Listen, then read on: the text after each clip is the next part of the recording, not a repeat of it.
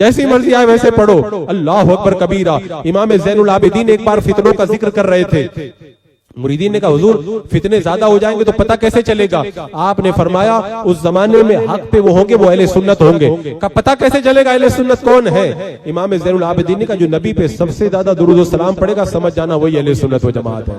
بچہ پیدا ہو تو مصطفیٰ جان رحمت پہ لاکھوں سلام، جمعہ کی نماز ہو جائے تو مصطفیٰ جان رحمت پہ لاکھوں سلام، اگر گھر میں عقیقہ ہو تو یا نبی سلام علیکہ، فجر کی نماز ہو جائے تو الصلاۃ والسلام علیکہ یا رسول اللہ۔ امام زین العابدین نے بتا دیا جو سلام پڑھنے والے وہی صحابہ کے طریقے پر ہے، وہی سنی ہے، اور جو صحابہ کے طریقے سے ہٹے ہوئے ہیں وہ سنی نہیں ہے، وہ جنتی نہیں ہے۔ یہ تو میں نے 8 10 12 عقیدے بتائے، میں کہتا ہوں سارے اختلافی عقیدے لاؤ اور لا کے کسوٹی پہ رگڑ کے دیکھ لو، ہمارے سارے عقیدے ملتے ہیں صحابہ سے، ان کا کوئی اختلافی عقیدہ صحابہ کے عقیدے سے نہیں ملتا ہے۔ اب اس کے باوجود بھی اگر ہم رد کریں تو لوگوں کو تکلیف ہوتی ہے۔ آپ کو معلوم ہے حضرت سہل بن محمد کہتے ہیں امام قربانی پڑھا رہے تھے، حدیث پڑھاتے پڑھاتے بد مذہبوں کا رد کرنے لگے۔ ہم نے کہا حضور حدیث پڑھا رہے تھے بڑا مزہ آ رہا تھا، یہ رد کرنا کیوں شروع کر دیا؟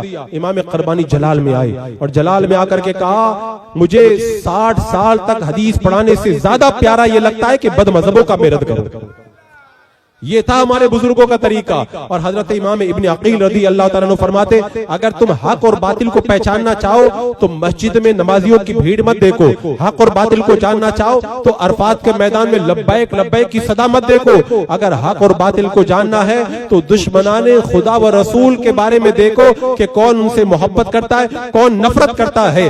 جو گستاخان خدا و رسول سے نفرت کرے سمجھ جاؤ وہ حق پہ ہے، اور جو ان سے محبت کرے سمجھ جاؤ وہ باطل پر ہے۔ اسی لیے تو میرے امام نے کہا تھا کہ دشمن احمد پہ شدت کیجئے، ملحدوں کی کیا مروت کیجئے، غیظ میں جل جائیں بے دینوں کے دل، یا رسول اللہ کی کثرت کیجئے چرچا انہی کا صبح و شام، جانے کافر پہ قیامت کیجئے، تجھ سے اور جنت سے کیا مطلب وہابی دور ہو، ہم رسول اللہ کے جنت رسول اللہ کی۔ حضرات مکرم الحمدللہ ہمارا عقیدہ بڑا سترا ہے، ہمارا عقیدہ 100 سال پرانا نہیں ہے، 200 سال پرانا نہیں ہے، ہمارا عقیدہ اس وقت سے چلا آ رہا ہے جب سے صحابہ کرام ہے، جب سے تابعین ہے، جب سے ائمہ مجتہدین ہے۔ اور میں پورے چیلنج کے ساتھ میں کہتا ہوں کہ آپ اگر پتہ لگانا چاہے تو صحابہ تابعین تبع تابعین ائمہ مجتہدین کے عقیدے کو دیکھ لے، جو عقیدہ ان کا تھا آج اہل سنت و جماعت مسلک اعلی حضرت والوں کا بھی وہی عقیدہ ہے۔ اسی لیے میرے مرشد تاج الشریعہ فرماتے ہیں مسلک اعلی حضرت پہ قائم رہو، زندگی دی گئی ہے اسی کے لیے۔ آج مسلک اعلی حضرت کی ہم بات کیوں کرتے ہیں؟ الحمدللہ اس دور میں حق اور باطل کی کسوٹی کا نام مسلک اعلی حضرت ہے۔